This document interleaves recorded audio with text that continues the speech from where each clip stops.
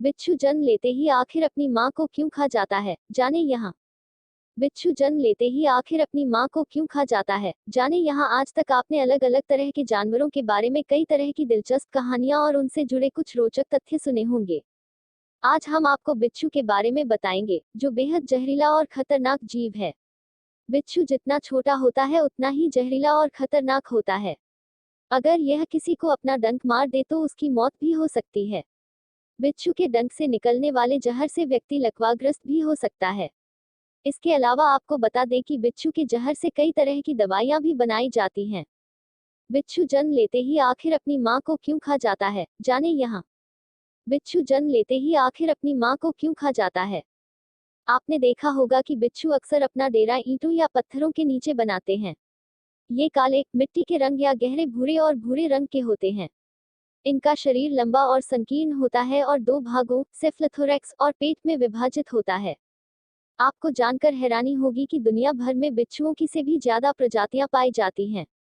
बिच्छू लगभग से के तापमान के बीच रहना पसंद करता है, लेकिन वे जमा देने वाली ठंड और झुलसा देने वाली गर्मी को आसानी से सहन कर सकते हैं।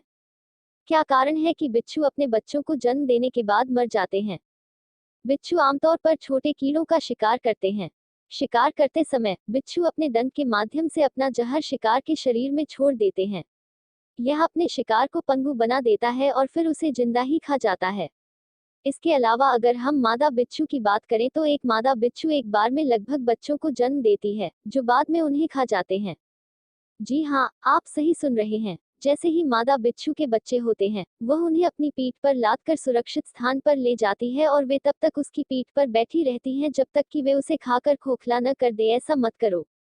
बिच्छू जन्म लेते ही आखिर अपनी मां को क्यों खा जाता है। दरअसल कहा जाता है कि बिच्छू के बच्चे पैदा होते ही अपनी मां की पीठ से चिपक जाते हैं। इसके बाद मां का शरीर ही उन बच्चों के लिए भोजन बन जाता है। मादा बिच्छू के बच्चे तब तक अपनी मां की पीठ से चिपके रहते हैं जब तक मादा बिच्छू मर नहीं जाती। जब तक उसके शरीर का सारा मांस खत्म नहीं हो जाता और मादा बिच्छू मर नहीं जाती, तब तक उसके बच्चे उसकी पीठ से नहीं उतरते। मादा बिच्छू की मृत्यु के बाद उसके बच्चे स्वतंत्र रूप से रहते हैं। बच्चे मादा बिच्छू के शरीर को तब तक नोचते रहते हैं जब तक वह मर नहीं जाती। सामान्य ज्ञान कहा जाता है कि बिच्छू के बच्चे पैदा होते ही अपनी मां की पीठ से चिपक जाते हैं और उनका शरीर ही उनका भोजन बन जाता है। बिच्छू के बच्चे तब तक अपनी मां की पीठ से चिपके रहते हैं जब तक मादा बिच्छू मर नहीं जाती। जब उसके शरीर का सारा मांस खत्म हो जाता है और मादा बिच्छू मर जाती है, तब उसके बच्चे उसकी पीठ से बाहर आ जाते हैं और स्वतंत्र रूप से रहना शुरू कर देते हैं, इत्यादि।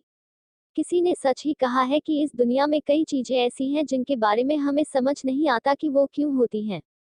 फ्रेंड्स, आज का वीडियो यहीं तक है। आशा करता हूं कि आप लोगों को यह वीडियो अच्छा लगा होगा। हमारे वीडियो को लाइक कीजिए, सब्सक्राइब कीजिए, शेयर कीजिए, कमेंट कीजिए। जय हिंद, जय भारत। अगला वीडियो में सेवा का मौका दीजिए, फिर मिलेंगी।